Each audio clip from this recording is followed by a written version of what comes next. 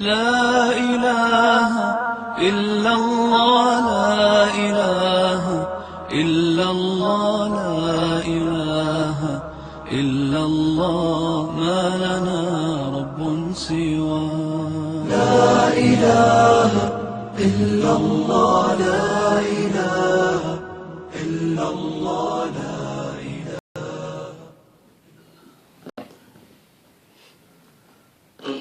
بسم الله الرحمن الرحيم. الحمد لأهله والصلاة لأهلها.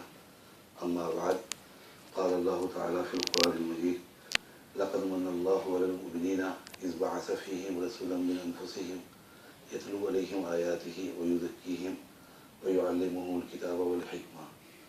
صدق اللہ العظیم. بزرگان محترم اور برادران عزیز، یہاں نیوزی لینڈ میں میرے لیے کچھ لوگ تھے جو باعث کشش تھے، اور جن کی ذاتی کشش اور ان سے زیادہ تعلقات ذاتی قسم کے، وہ یہاں پر سفر کا ذریعہ بنے. ان میں ایوب بھیکو تھے اور دوسرے حضرات. ایک شخصیت میرے لیے اور تھی باعث کشش، وہ مولانا کلیم صاحب کی تھی. میں بھی دارالعلوم دیوبند میں زیر تعلیم تھا، مولانا کلیم صاحب بھی، اور شاید یہ مجھ سے کچھ سینئر تھے، ایک آدھ سال مجھ سے آگے تھے. کیا سن فراغت ہے مولانا؟ 82. تو میرے بعد میں ہیں. میں 79 کا دارالعلوم سے فارغ ہوں، مولانا 82 کے ہیں. تو اسی دور کے اندر تھے. پھر مولانا ہمارے دیوبند کے داماد بھی ہیں، گویا کہ ہمارے داماد ہیں. دیوبند میں ہی مولانا کی شادی ہوئی اور وہاں پر ہی مولانا کا تعلق قائم ہوا. تو فیجی کے حوالے سے سب سے پہلے جو کانوں میں نام پڑا فیجی کا، وہ مولانا کے ہی حوالے سے پڑھا. ہم نے زندگی میں پہلی بار اگر سنا تو مولانا کے ہی تعارف سے اور مولانا کی ہی موجودگی سے اور انہی کی وہاں پر دارالعلوم دیوبند میں حاضری سے یہ نام کانوں میں پڑا. ایک کشش یہ تھی کہ مولانا سے ملاقات ہوگی. بہرحال حق تعالیٰ جل مجدہ نے تمنا و آرزو پوری کرا دی اور مولانا سے ملاقات ہوئی. اب یہ وہاں کے پڑھے ہوئے ہیں، ہماری صبح و شام ان کے سامنے ہے، ہمارے دن طالب علمی کے ان کے سامنے گزرے. حیا آتی ہے ان کے سامنے بات کرتے ہوئے اور شرم کرتے ہوئے، شرم آتی ہے کہ ان کے سامنے کوئی گفتگو ہو. بہرحال یہاں پر حاضری کا حق بھی ادا کرنا ہے. میں نے قرآن مجید کی آیت آپ کے سامنے تلاوت کی، اور یہ تو معلوم ہے کہ قرآن مجید حق تعالیٰ جل مجدہ کا کلام ہے، احکم الحاکمین کا کلام ہے، اور عربی زبان کا مشہور مقولہ ہے کہ کلام الملوک ملوک الکلام، کہ بادشاہوں کا کلام تمام کلاموں کا بادشاہ ہوتا ہے. جو لوگ صاحب علم ہوں، عالم ہوں، علامہ ہوں، جو لوگ زبان کے اوپر اتھارٹی ہوں، زبان کے اوپر قدرت رکھتے ہوں، ان کی گفتگو اور ان کی بات چیت تمام لوگوں کی بات چیت سے اعلیٰ ہوگی، افضل ہوگی، اور ان کی گفتگو کے اندر یقیناً معانی ہوں گے.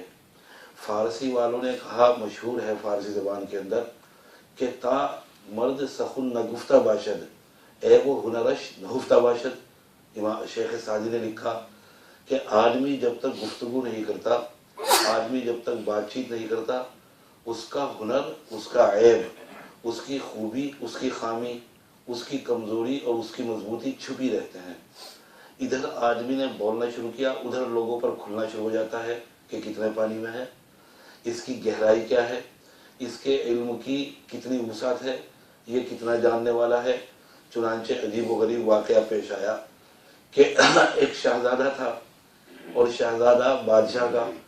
بادشاہ نے شہزادے کو اس کے پیش نظر کہ میرے بعد آئندہ یہ حکومت سنبھالے گا، اگر یہ یہاں مملکت میں رہے گا اور ہمارے ملک میں، تو اس کے اخلاق بگڑنے کا اندیشہ ہے. ہو سکتا ہے کہ اس کی صحبت خراب ہو جائے، ہو سکتا ہے کہ اس کے اخلاق بگڑ جائیں. چنانچہ اس کی تعلیم کے لیے، اس کی تربیت کے لیے اسے دوسری جگہ بھیج دیا تاکہ وہ علم حاصل کرے، علم دنیا بھی، علم دین بھی، اور بادشاہت کے امور کیسے چلائے جاتے ہیں، ملکوں کو کس انداز پر چلایا جاتا ہے، ملکوں کی سیاست کیا ہوتی ہے، ملکوں کی پالیسی کیا ہوتی ہے. یہ ہر ایک کے بس کا کام نہیں. میں اور آپ تو اپنا گھر بھی نہیں چلا پاتے صحیح طور پر، اپنے گھر کے چند افراد کو بھی کنٹرول نہیں کر سکتے، چاہے جائے کہ ہم ملک سنبھال سکیں.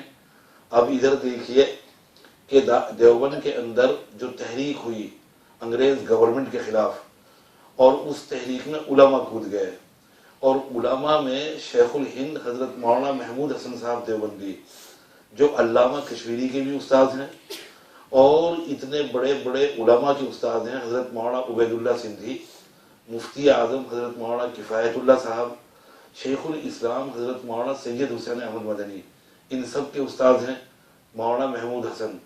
انہوں نے ایک تحریک چلائی، ایک موومنٹ چلایا، اور اس موومنٹ اور تحریک کا نام تھا ریشمی رومال۔ تو اس تحریک کا مقصد یہ تھا کہ اسلامی مملکت اور اسلامی ملکوں کے بادشاہوں سے مدد لے کر ہندوستان میں انگریز حکومت کا تختہ پلٹ دینا، کہ اس حکومت کو اکھاڑ پھینکو اور پھر اس کے بعد یہاں پر حکومت قائم کرو اور آزادی حاصل کرو۔ ان کی تحریک میں مولانا عبید اللہ سندھی شامل تھے، جو سندھ اس وقت پاکستان میں ہے، وہاں کے باشندے تھے۔ ان کے آباء و اجداد سکھ تھے، والد بھی ان کے سکھ تھے، مولانا بھی سکھ تھے۔ مولانا نے اسلام قبول کیا تھا، جن صاحب کی کتاب پڑھ کر اسلام قبول کیا ان کا نام عبید اللہ تھا۔ مولانا نے اسلام قبول کر کے اپنا نام انہی کے نام پر رکھا، عبید اللہ۔ ان کے بارے میں انگریز CID نے یہ رپورٹ دی وائس رائے کو، اور لندن کے اندر وہاں پر یہ رپورٹ بھیجی کہ محمود حسن کی پارٹی میں عبید اللہ سندھی نامی آدمی اتنا خطرناک ہے کہ اگر ابھی اسی وقت اس کو ہندوستان کی حکومت دے دی جائے تو یہ اکیلا پوری حکومت چلا لے گا۔ ایسے لوگ موجود تھے، ایسے زناٹے اور اتنی قوت اور اتنی صلاحیت کے افراد موجود تھے۔ تو حکومت چلانا آسان کام نہیں، حکومتوں کو تھامنا آسان کام نہیں، پھر لوگوں کو اور عوام کو کنٹرول کرنا آسان کام نہیں، پھر اپنے مخالفین کو اور دشمنوں کو اور جو ہماری مخالف پارٹی اپوزیشن ہے اس کو کنٹرول کرنا آسان کام نہیں، یہ تمام چیزیں۔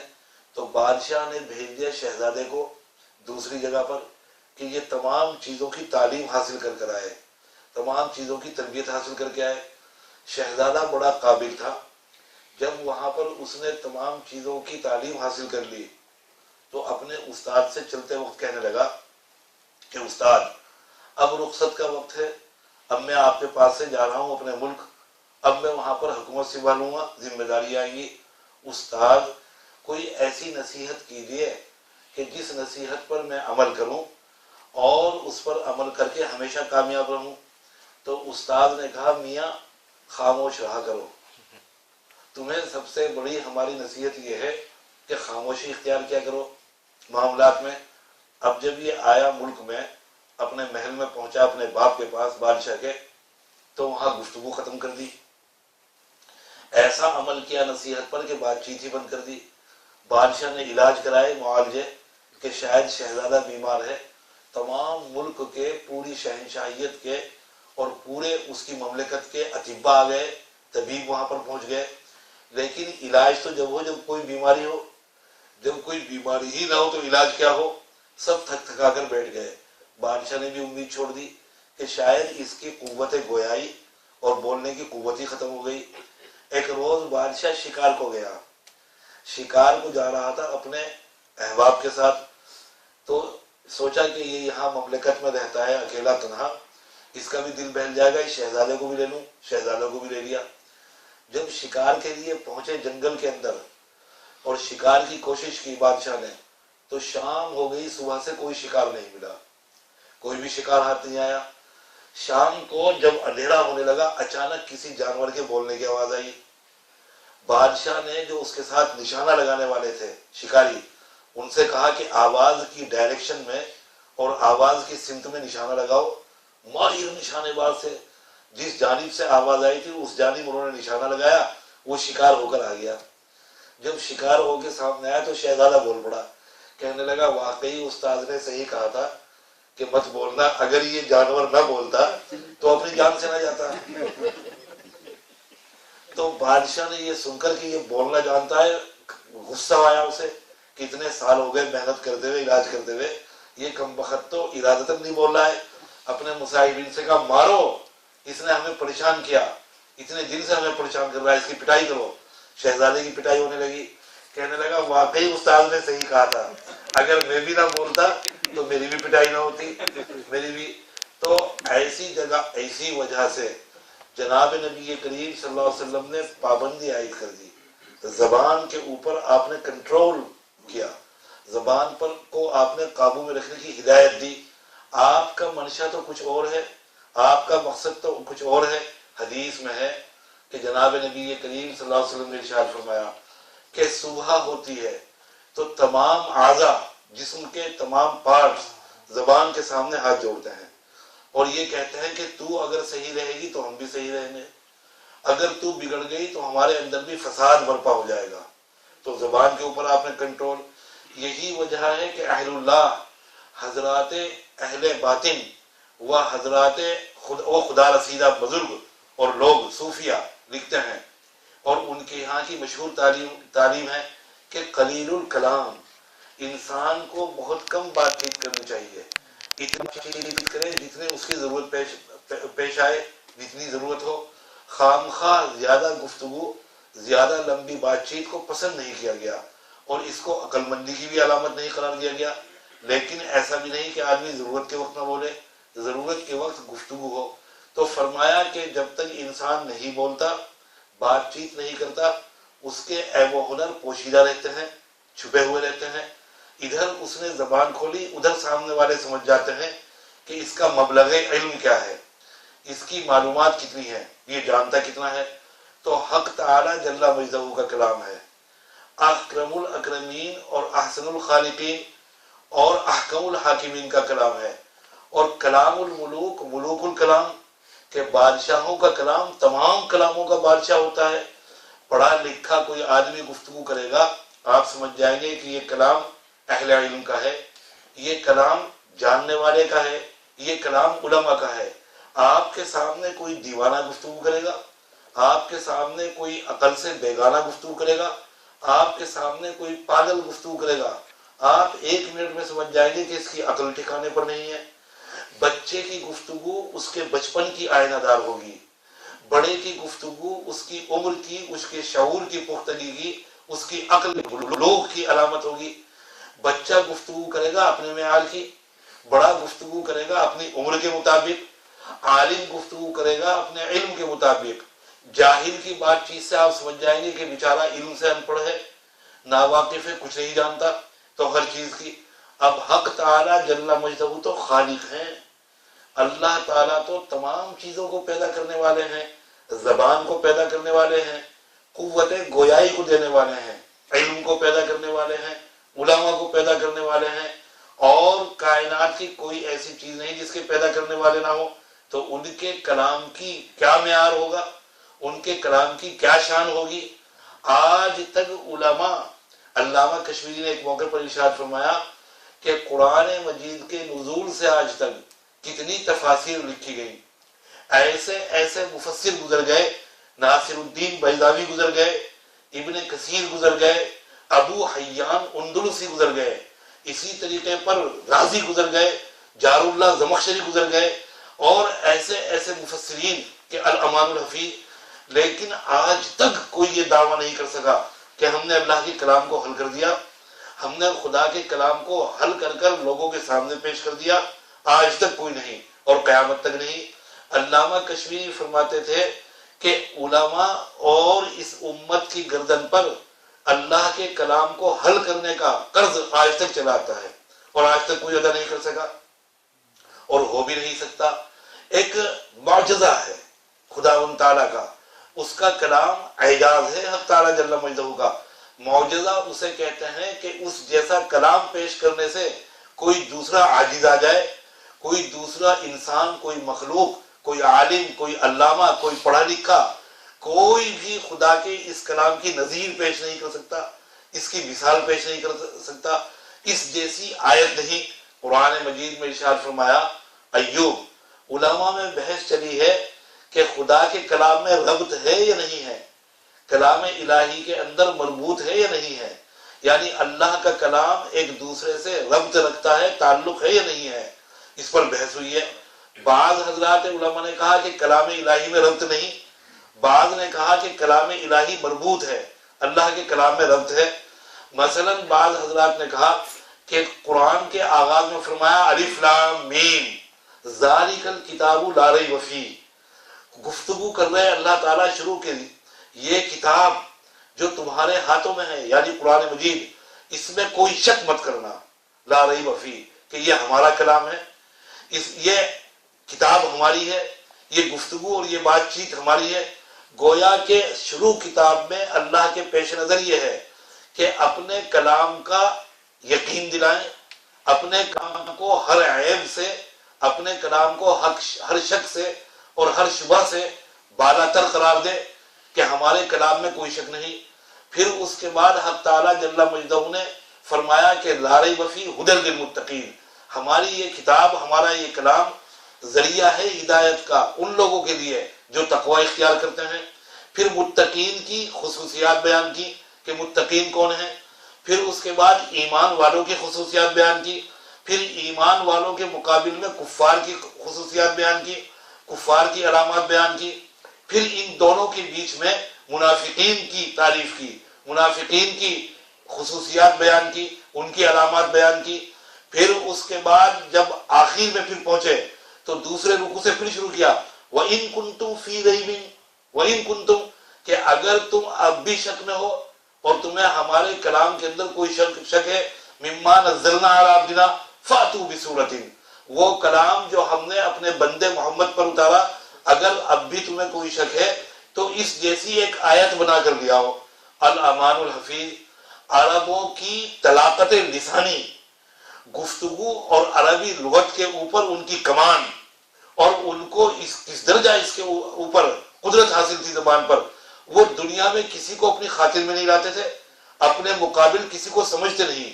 عرب غیر عرب کو جو عربی نہیں بولتا اسے کہتے ہیں عجم، یعنی عجم کے معنی ہے گونگا، یعنی جو عربی نہیں جانتا وہ ایسا ہے جیسا کہ گونگا ہو، چاہے وہ اسپینش جانتا ہو، چاہے وہ کسی انگریزی جانتا ہو، چاہے وہ فرینچ جانتا ہو، کوئی سی بھی زبان جانتا ہو. لیکن عرب کہتے ہیں اپنے مقابل میں اگر کوئی عربی نہیں جانتا کہ عجم، کہ یہ تو گونگے ہیں، زبان بولنے پر انہیں قدرت ہی نہیں ہے. ایسی قوم جن کی شاعری مشہور ہے، جو ایک ایک شعر کہتے تھے اور اس شاعر کو بطور چیلنج لٹکا دیا کرتے تھے، اس کو چیلنج کرتے تھے کہ آئیں کوئی بھی اگر اپنا دعویٰ رکھتا ہے زبان کا تو اس جیسا شاعر کہہ دے. اس ماحول میں اللہ تعالیٰ کا کلام نازل ہوا. اس میں فرمایا کہ اگر تم میں جان ہے، اگر تم یہ کہتے ہو کہ یہ خدا کا کلام نہیں انسان کا کلام ہے، تو اس جیسی ایک آیت پیش کر دو، ہم تمہاری بات کا اعتماد کر لیں گے. چنانچہ حق تعالیٰ جل مجدہ وہ کلام ہے. کلام کے دو پہلو ہیں، میں نے عرض کیا تھا. ایک پہلو یہ ہے کہ یہ کلام معجزہ ہے، دوسرا پہلو یہ ہے کہ کلام کے اندر تاثیر ہے. میرے اور آپ کے کلام میں تاثیر ہے تو خدا کے کلام میں تاثیر کیوں نہیں ہوگی. میں نے واقعہ شروع کیا تھا کہ قدرت اللہ شہاب پاکستان کے اندر گزرا اور اس نے شہاب نامہ اپنی حیات لکھی، اتنی ضخیم موٹی کتاب. اس کے اندر عجیب و غریب واقعہ لکھا کہ میں فلاں فلاں پارٹی میں رہا، میں نے ہندوستان میں فلاں فلاں پوسٹ پر کام کیا، بڑے بڑے اونچے عہدوں پر کام کیا. یہاں سے ہوتے ہوتے کہ میں منسٹر کا اور چیف منسٹر کا پی اے مقرر ہو گیا، پرسنل سیکریٹری اس کا بہار بھیج دیا گیا. بہار کا منسٹر کشن پرتاپ تھا، اس نے جب میں پہنچا تو اس نے کہا کہ قدرت اللہ تم یہاں آئے ہو میرے سیکریٹری ہو کر، تمہیں رہنے کے لیے مکان چاہیے، پریشان ہو. میں نے کہا جی حضور بلا شبہ مجھے مکان چاہیے. کہنے لگا ایک کوٹھی خالی ہے، میں تمہارے نام اس کوٹھی کو الاٹ کرتا ہوں، تم جا کر اس میں رہنے لگو. اور قدرت اللہ اس کوٹھی کو کوئی لیتا نہیں. ہمارا ہم مذہب یعنی کوئی ہندو اس کوٹھی میں رہنا پسند نہیں کرتا. قدرت اللہ نے لکھا کہ میں نے دریافت کیا کہ منسٹر صاحب کیا بات ہے اس کوٹھی میں، کہ لوگوں کا خیال یہ ہے کہ اس میں جن رہتے ہیں، اور قدرت اللہ تم تو صاحب ایمان ہو، مسلمان ہو، اور تمہیں ان چیزوں سے کوئی خوف نہیں ہوتا مسلمانوں کو، اس لیے تم جا کر رہنے لگو، وہ کوٹھی خالی ہے. قدرت اللہ لکھتا ہے کہ ڈر تو مجھے بھی بہت لگا، لیکن اس ظالم نے بات ایسی کہہ دی تھی کہ تم تو مسلمان ہو، مجبوراً چاروں ناچار مجھے جانا پڑا. لکھتا ہے کہ جس وقت میں نے جا کر اس کوٹھی کو صاف صفائی کرائی، اونچا اونچا اس کے اندر گھاس ہو گیا تھا، تمام اس کے اندر بے پناہ صفائی کرائی, جا کر رہنا شروع کر دیا میں نے. 2-3 دن گزر گئے, کوئی واقعہ نہیں پیش آیا. ایک دن اچانک ایسا لگا مجھے لیٹے ہوئے اپنے بیڈ روم میں کہ جیسے کچن کے اندر سارے برتن توڑ دیے کسی نے, دڑ دڑ آوازیں برتن گرنے کی, کہ میں تیزی کے ساتھ چپل پہنے بغیر بھاگا کہ شاید کوئی چور آ گیا. جا کر کچن میں دیکھا سارے برتن رکھے ہوئے ہیں, ایک چمچی بھی نیچے نہیں گری, سارے برتن. اب واپس لوٹ کر آیا تو جہاں میرے چپل رکھے تھے چارپائی کے پاس چپل غائب. پورے کمرے میں اپنے چپل تلاش کرتا رہا, کہیں چپل نہیں ملے. اب میں مایوس ہو کر لیٹنے لگا چارپائی پر, تو محسوس ہوا کہ تکیے کے نیچے کچھ ہے سر کے, تو میں نے تکیہ ہٹا کر دیکھا تو چپل رکھے دونوں. کہنے لگا لکھا ہے قدرت اللہ نے. میں سمجھ گیا کہ کام شروع ہو چکا گھر کے اندر, پریشان کرنا شروع کر دیا. اچانک ابھی میں لیٹا ہی تھا کہ میرے بیڈ کے پاس بالکل ایک ونڈو تھی جو کہ باہر میرے باغ میں کھل رہی تھی. اس ونڈو میں دستک ہوئی. میں نے ونڈو کھول کر دیکھا تو پوسٹ مین کھڑا ہے.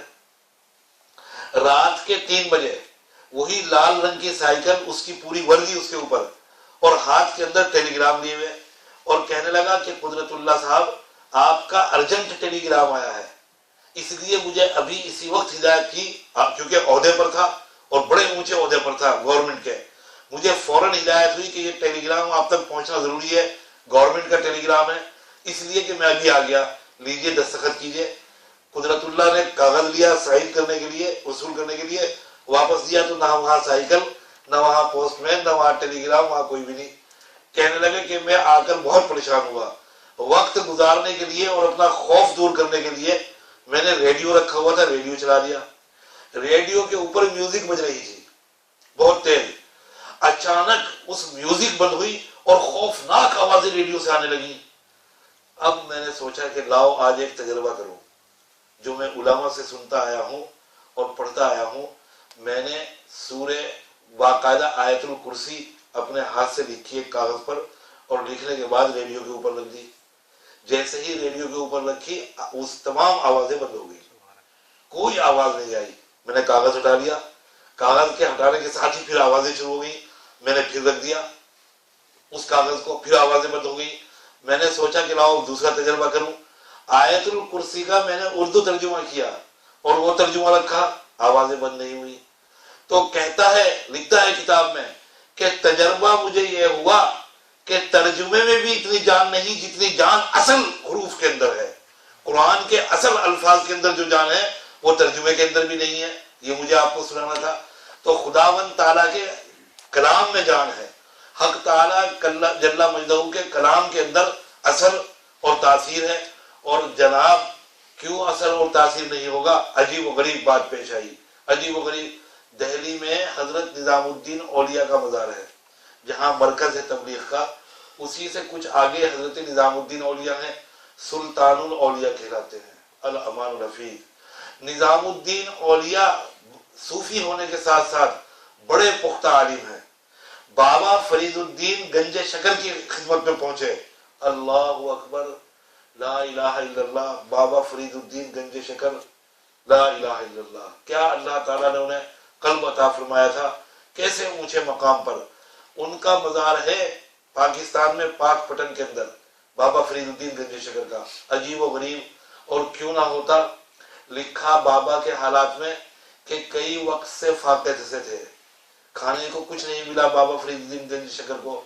ان کے 2 یہ شاگرد اور 2 یہ خلیفہ اور مرید حضرت نظام الدین اولیاء اور علاء الدین صابر کلیری, ان دونوں نے مل کر مشورہ کیا کہ بابا کو کئی دن سے کھانا نہیں ملا, کہیں ایسا نہ ہو کہ ان کی جان ہی نہ چلی جائے, کچھ کرنا چاہیے. دونوں کے دونوں جنگل پہنچے. جنگل میں سے جنگلی پھل لانے کے لیے وہاں ایک پھل ملا پیلو, اسے پیلو کہتے ہیں, وہ لے کر آئے. جنگل سے لکڑیاں تلاش کر کے آئے, ایک برتن میں پانی ڈال کر اس پھل کو ڈال دیا پیلو کو, اور آگ جلائی اس کا ہریرا تیار کرنے کے لیے. اب اس کو نمکین کرنے کے لیے نمک چاہیے تھا, نمک نہیں تھا. قریب ہی میں دکان تھی ہندو بنیے کی, اس سے ادھار جا کر نمک لے کر آئے اور وہ نمک ڈالا, بابا کی خدمت میں پیش کیا تیار کر کے. بابا فرید حضرت نے لیا, بڑی دعائیں دی دونوں کو, اللہ تمہیں رزق دے, اللہ تمہیں تمہارے مقاصد میں کامیاب کرے, خوب دعائیں دی. اس کے بعد کھانے کے لیے منہ کے قریب لائے, منہ بنایا, اور کہا کہ بدبو آتی ہے. بدبو میاں آئے کہ اس میں سے تو بدبو آ رہی. انہوں نے کہا حضور یہ تو ہم جنگل سے لے کر آئے, لکڑیاں بھی جنگل سے لائے, ہم نے دونوں نے خود پکایا, اس کو تیار کیا, اس میں کوئی ایسی بات نہیں. کہنے لگے نہیں اس میں بو آ رہی ہے. تم نے کیا کیا؟ پھر دونوں نے کہا کہ بس حضور اتنا کیا کہ پڑوس میں ایک ہندو ہے بنیا, اس کے یہاں سے ہم نمک لے کر آئے ادھار, وہ ڈالا کہ اسی وجہ سے میرے لیے جائز نہیں, میں اسے استعمال نہیں کر سکتا. یہ ہیں بابا فرید الدین گنج شکر. ان کی خدمت میں جب پہلی بار نظام الدین اولیاء پہنچے تو نظام الدین صاحب علم ہے, اپنے علم کا نظام الدین کو عجیب و غریب. اور یہ بابا فرید الدین گنج شکر ایوب, کیا اللہ تعالیٰ نے اپنے بندے پیدا کیے اور کیا خداوند تعالیٰ نے ان کو چیزیں عطا فرمائی تھی. کھڑے ہوئے ہیں ایک بار گھر کے باہر, اپنے سامنے سے گاڑیاں گزر رہی, بیل کی گاڑیاں, بیل گاڑیاں, اس میں لوگ اپنا گڑ تیار کر کے منڈی میں لے جا رہے ہیں بیچنے کے لیے. تو بابا نے ایک منڈی والے, ایک گاڑی والے سے پوچھا کہ اس میں کیا ہے؟ تو اس نے سوچا کوئی فقیر ہے, اگر یہ بتا دیا گڑ ہے تو مانگے گا, دینا پڑے گا. کہنے لگا بابا اس کے اندر پتھر ہیں. تو فرید الدین نے کہا اچھا ایسا ہی ہوگا بھائی. اب جب منڈی پہنچے, لے جا کر گاڑی کھولی تو اس کے اندر پتھر ہے. پریشان حیران, لوٹ کر آئے, معافی مانگی کہ بابا جھوٹ بولا تھا, بابا اس میں پتھر نہیں تھا, اس میں گڑ ہے. کہا اچھا بھائی ایسا ہی ہوگا. واپس آگے دیکھا پھر گڑ موجود. تو اتنی تاثیر جس قادر مطلق نے, جس اللہ نے اپنے پاک اور نیک بندوں کے زبان میں دے دی, خود اس کے کلام میں کتنی تاثیر ہوگی, خود اس کے کلام میں کتنا اثر ہوگا. ارے بھائی دو چیزیں ہیں, ایک ہے آپ کی آنکھ کی بینائی, کہ آپ کی آنکھ کے اندر بینائی ہو, آپ کی آنکھ دیکھ سکنے کی طاقت رکھتی ہو, آپ کی آنکھ میں ویژن موجود ہو کہ آپ دیکھ سکتے ہیں. دوسرے یہ کہ جس چیز کو آپ دیکھنا چاہتے ہیں وہ بھی روشنی میں ہو. آپ کی آنکھ میں تو بینائی ہے, لیکن جس چیز کو آپ دیکھ رہے ہیں وہ اندھیرے میں نظر آ جائے گی, قیامت تک بھی نظر نہیں آئے گی. آپ کی آنکھ میں بھی بینائی ہو اور وہ چیز جس کو دیکھنا چاہ رہے ہیں وہ بھی روشنی کے اندر ہو. خدا کے کلام کے اندر تو تاثیر ہے, لیکن ہمارے دل اور ہمارے سینوں کے اندر جو قلب رکھے ہوئے ہیں اس کے اندر تو زنگ آ چکا, اس کے اندر تو کھوٹ پیدا ہو چکا. تو کیسے اس کا اثر ہم محسوس کریں, کس انداز پر؟ یاد رکھنا کہ قلب کی صفائی کے لیے عقل حلال کی ضرورت ہے. ذرا سوچیں ہم کہ ہمارے پیٹ کے اندر جو لقمہ جا رہا ہے وہ کتنا حلال ہے, ہماری روزی جو ہے ہم کتنے حلال طریقے پر کھا رہے ہیں, کہاں سے اثر اور تاثیر پیدا ہو جائے گا. تو خداوند تعالیٰ کا کلام اور احکم الحاکمین کا کلام, ارشاد فرمایا کہ لقد من اللہ علی المؤمنین اذ بعث فیہم, کہ اللہ تعالیٰ نے احسان کیا, اللہ تعالیٰ کا اکرام ہے, اللہ تعالیٰ کا احسان عظیم ہے مسلمانوں پر اور اہل ایمان پر, کہ اذ بعث فیہم رسولا, کہ حق تعالیٰ جل مجدہ نے ان کے اندر ایک رسول کو بھیجا, من انفسہم, جو کہ انہی میں سے ہے. بھائی ایوب, عربی میں جو یہ آیت ہے قرآن مجید کی کہ من اللہ علی المؤمنین اذ بعث فیہم رسولا من انفسہم, من انفسہم, اس من انفسہم کو پوری آیت کی جان قرار دیا حضرات مفسرین نے, کہ پوری آیت کی جان ہے یہ لفظ. اس آیت کو ہٹا دو تو آیت کا مزہ ہی ختم ہو جائے گا اس لفظ کو. کیا ہے من انفسہم؟ اسی پر مجھے کچھ عرض کرنا تھا کہ ہم نے پیغمبر بھیجا تمہارے درمیان, اور احسان ایک تو یہ کہ پیغمبر بھیجا, دوسرا احسان یہ کیا کہ وہ پیغمبر تم ہی میں سے ہے, باہر سے نہیں آیا کوئی, تم ہی میں سے ہے, تمہارے ہی قبیلے میں سے ہے, تمہاری برادری میں سے ہے, تمہارا ہم وطن ہے, تمہارا ہم زبان ہے, تمہارے سامنے پلا بڑھا, تمہارے سامنے جوان ہوا, اس کے عادات اخلاق سب تم جانتے ہو, اس کے قبیلے کو, اس کے خاندان کو, کوئی مجہول اور غیر معروف نہیں. فرمایا کہ دوسرا احسان یہ کیا.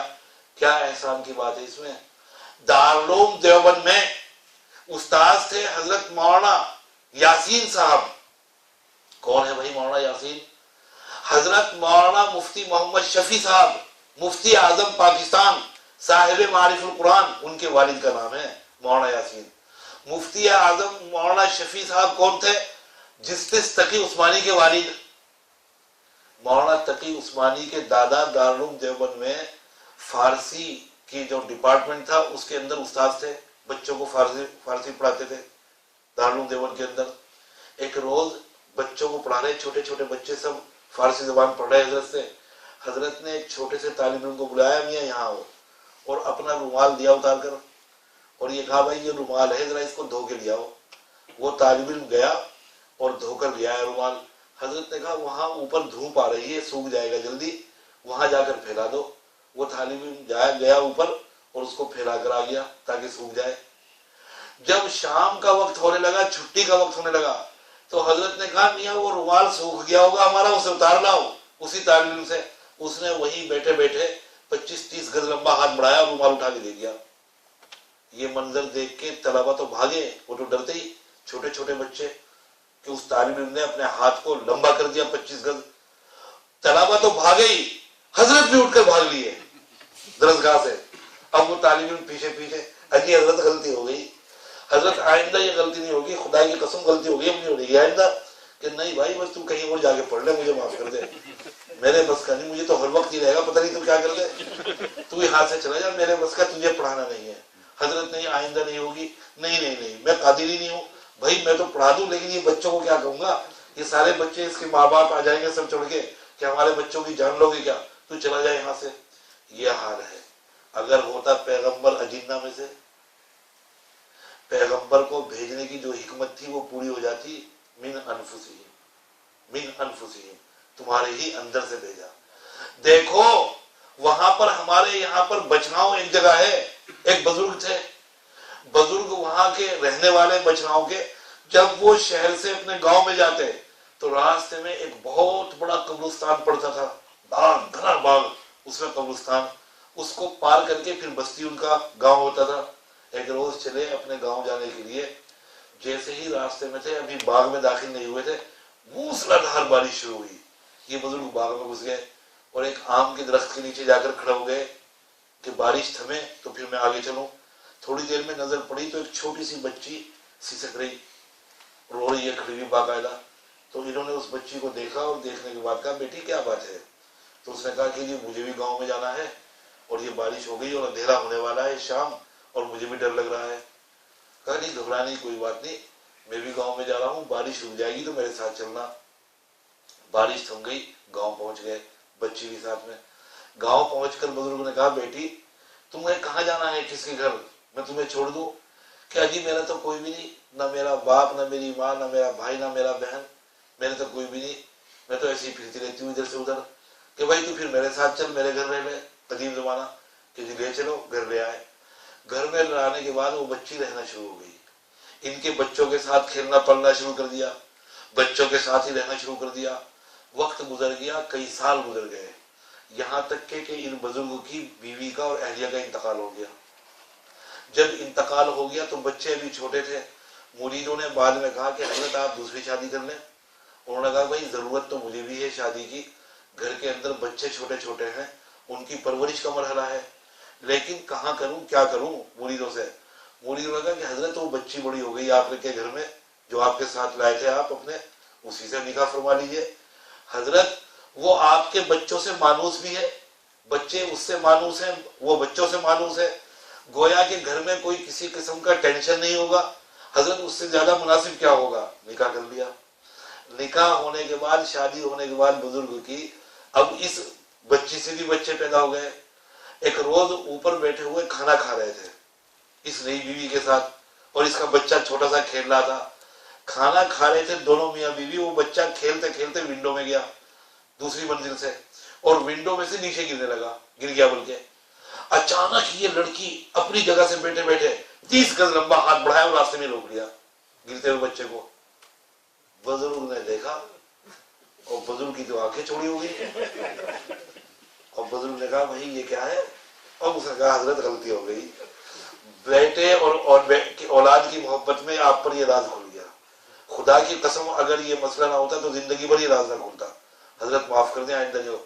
کہ نہیں بھائی رہ ہی نہیں سکتا، ناممکنات میں سے ہے، رات کو چارپائی پر لیٹوں گا تو بھائی سے ہی یہ تصور رہے گا کہ جن لیٹا، کون لیٹ جائے گا، کون اس کے ساتھ شباشی کر لے گا، کون اس کے ساتھ زندگی گزار لے گا؟ اب وہ روئے اور حضرت بھاگے، بزرگ بھاگ رہے آگے آگے، وہ پیچھے پیچھے کہ میں تیرے ساتھ نہیں رہ سکتا۔ اب ذرا تصور کیجئے پیغمبر اگر ہوتا، لا الہ الا اللہ، کیسے تو تبلیغ ہوتی، کیسے تو لوگوں کو جناب نبی کریم صلی اللہ علیہ وسلم خدا کا پیغام پہنچاتے، کیسے تو لوگوں کو نبی کریم صلی اللہ علیہ وسلم راہ راست پڑھاتے، کیسے تو لوگوں کے ساتھ پیغمبر مجلس اختیار کرتے، لوگوں کے ساتھ چلتے پھرتے اٹھتے بیٹھتے۔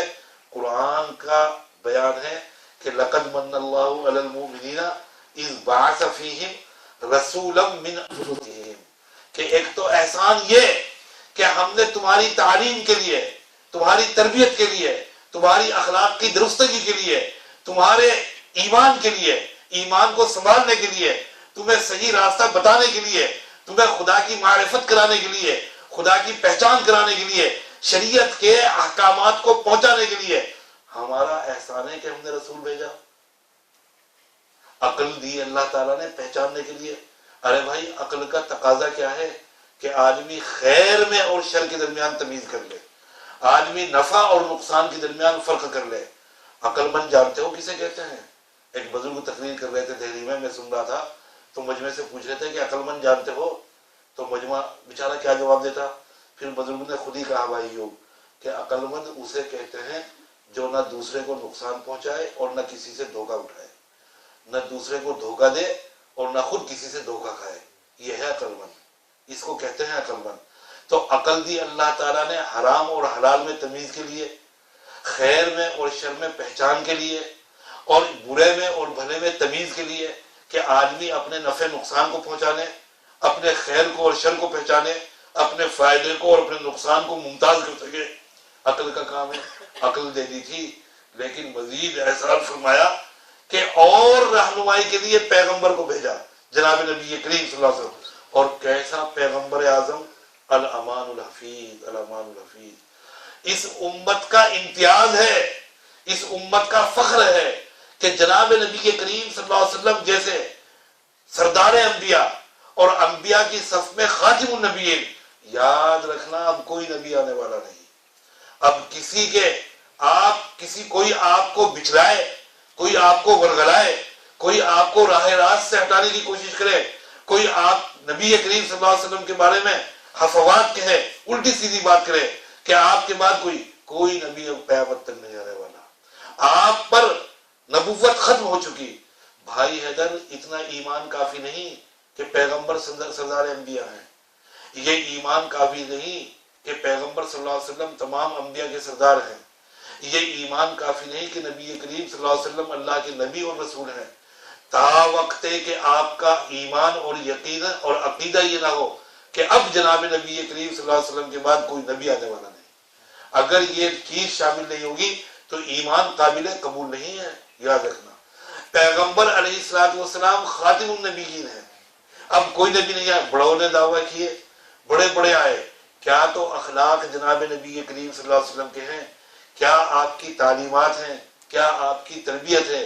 کیا آپ کے بلند شروع کیا تھا سنانا کہ غلام احمد قادیانی علیہ ما علیہ، اس نے دعویٰ کیا کہ میں نبی ہوں، ولا حول ولا قوت۔ خود اپنی کتاب میں اس کی لکھا ہوا ہے کہ دہلی کی ایک لڑکی محمدی بیگم پر عاشق ہو گیا۔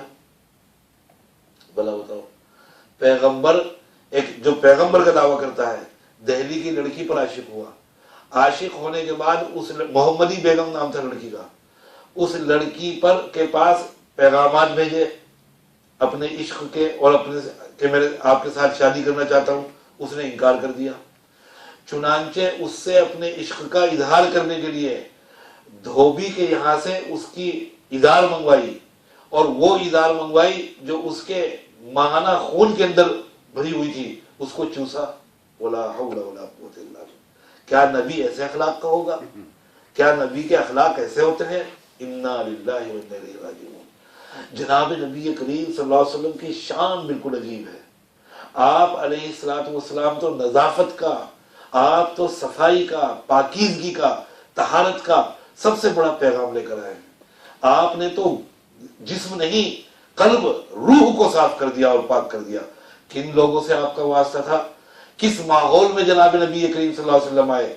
بھائی اس نبی کی امت میں عجیب عجیب ڈاکٹر حمید اللہ گزرے ہیں ابھی 3-4 سال ہوئے پیرس کے اندر. حیدرآباد کے رہنے والے تھے اور پیرس کے اندر مقیم تھے اور تقریباً 11 زبانوں کے ماہر تھے. 11 زبانوں کے ماہر ہونے کا مطلب یہ نہیں کہ آپ مجھ سے کہیں کہ Maulana you want to eat something, میں کہوں یس, اور آپ میرے بارے میں کہہ دیں کہ بہت ماہر ہے زبان کا, انگلش جانتا ہے. نہیں, بلکہ انگریزی زبان کے اور اس کے لٹریچر پر مولانا کی نظر تھی اور اتنا زبردست ڈاکٹر جانتے تھے کہ بڑے بڑے انگریزی لکھنے والے ادیب اور رائٹرز ان کی تحریروں کے اوپر تنقید. اس طریقے پر 11 زبان ان کا سبجیکٹ تھا کہ دنیا کے جتنے قوانین ہیں, رومن لا ہے, اسلامک لا ہے, اور اسی طریقے پر چین کے اندر لا ہے, تمام جتنے لاز ہیں اس کا مقابلہ اسلامی لا کے ساتھ اور پھر اسلامی لا کی خصوصیات بیان کرنا, یہ ان کا سبجیکٹ تھا. پیرس کے اندر رہتے تھے ڈاکٹر حمید اللہ. میں نے ابھی ایک انٹرویو پڑھا, ان کا انتقال ہو گیا ان کا, اللہ تعالیٰ ان کو اپنے جوار رحمت میں جگہ عطا فرمائے. پاکستان کی ایک خاتون نے ان سے انٹرویو کیا. اس خاتون نے پوچھا کہ مولانا, ایوب بھائی سننے کی بات ہے, کہ مولانا یہاں پیرس میں آپ کے ہاتھ پر 1 نہیں 2 نہیں 3 نہیں 100 نہیں 200 نہیں 500 نہیں 1000 نہیں 2000 نہیں 30,000 فرانسیسیوں نے ایمان قبول کیا. لا الہ الا اللہ محمد رسول اللہ. کتنے تعداد میں, اور وہ کوئی رہنے والے نہیں تھے روٹورا کے, روٹووا کہاں گئے تھے, یا فلاں کے اور فلاں کے, بلکہ پیرس کے رہنے والے لوگ, وہ لوگ جو کہ لائرز تھے, وہ لوگ جو کہ ایڈوکیٹس تھے, وہ لوگ جو کہ سائنٹسٹ تھے, وہ لوگ جو کہ ڈاکٹرز تھے, بڑے بڑے سائنٹسٹ, پڑھنے والے, تعلیم یافتہ لوگ, وہ ایمان لے کر آئے. وہ ایسے ایمان لے آئیں گے. تو اس لڑکی نے انٹرویو میں دریافت کیا کہ ڈاکٹر آپ کے پاس کوئی نیٹ ورک نہیں ہے, آپ کے پاس کوئی میڈیا نہیں ہے, آپ کے پاس کوئی ٹی وی چینل نہیں ہے, ڈاکٹر آپ کے پاس کوئی آرگنائزیشن نہیں ہے, آپ کے پاس والنٹیئرز نہیں ہے, آپ کے پاس کام کرنے والے نہیں ہیں, ایک تنہا آپ آدمی, آپ کے ہاتھ پر 30,000 فرانسیسیوں نے اسلام قبول کیا, یہ کیسے ممکن ہوا؟ ڈاکٹر یہ کیسے ممکن ہوگا؟ سبحان اللہ. ڈاکٹر نے جواب دیا اور ڈاکٹر کے جواب کو ہسٹری نے اور تاریخ نے اپنے سینے کے اندر ہمیشہ کے لیے محفوظ کر دیا.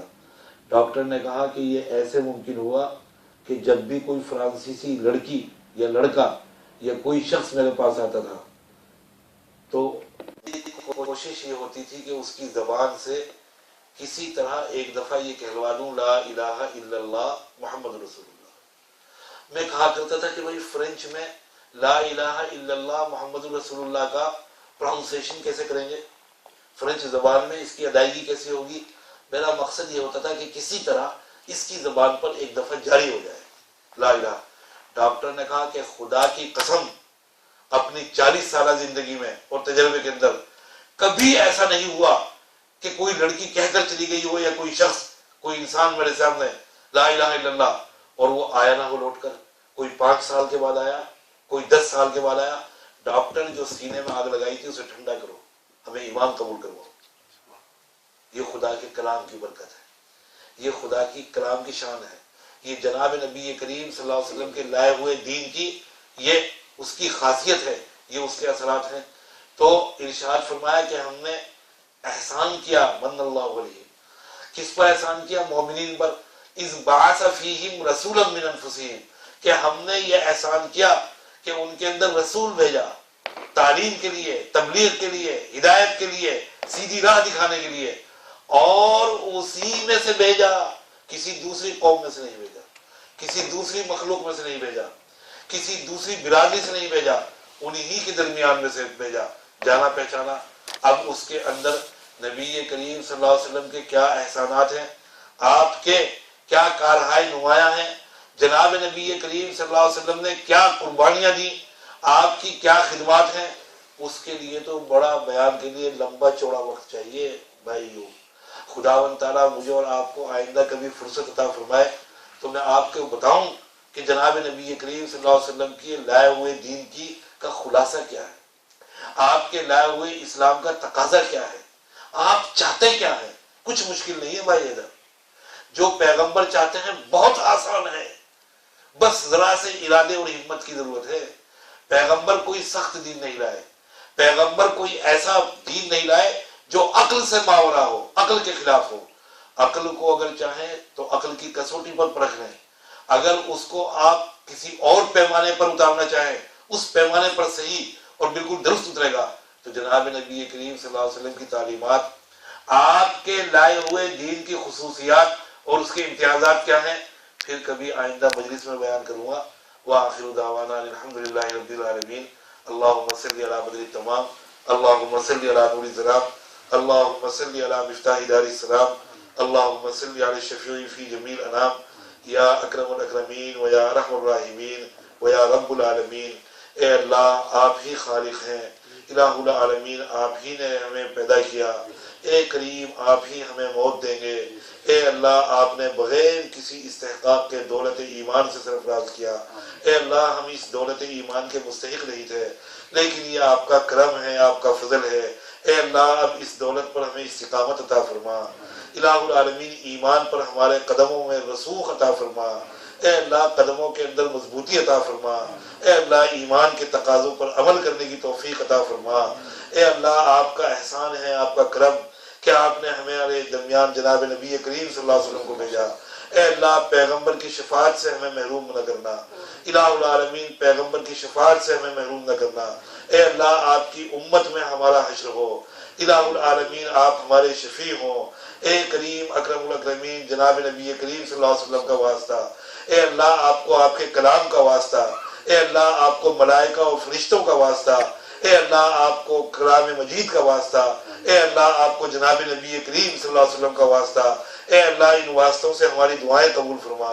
الہ العالمین، ہمیں اعمال صالحہ کی توفیق عطا فرما۔ اے اللہ، جو صاحب ایمان ہیں، مسلمان ہیں، اے کریم ان کے اعمال کو قبول فرما۔ اے اللہ، جہاں جہاں مسلمان دنیا میں موجود ہیں ان کی حفاظت کاملہ فرما۔ اے اللہ، جو بیمار ہیں انہیں صحت و شفا عطا فرما۔ اے اللہ، صحت و شفا عطا فرما۔ الہ العالمین، جو یہاں پر موجود ہیں، اے اللہ ان کے مقاصد نیک کی تکمیل فرما۔ اے اللہ، ان کے مقاصد نیک کی تکمیل فرما۔ اے اللہ، اس ملک میں مسلمان آباد ہیں، اے اللہ وہ یہاں کے لوگوں کے لیے باعث کشش بنے، اے اللہ ان کے ایمان کا ذریعہ بنے۔ الہ العالمین، وہ ان کے لیے نمونہ بنے۔ اے اللہ، ان کو دیکھ کر یہ لوگ ایمان قبول کریں۔ اے اللہ، ان کی سیرت میں، ان کے اعمال میں اور ان کے کردار میں اسلامی رنگ بھر دے۔ الہ العالمین، اسلامی رنگ بھر دے۔ اے اللہ، ان کے بچوں کی حفاظت فرما۔ الہ العالمین، ان کی بیٹیوں کی حفاظت فرما۔ اے کریم، جو بیمار ہیں انہیں صحت و شفا عطا فرما۔ اے اللہ، ان دعاؤں کو قبول فرما۔ سبحان ربک رب العزت عما یصفون وسلام علی المرسلین والحمد للہ رب العالمین۔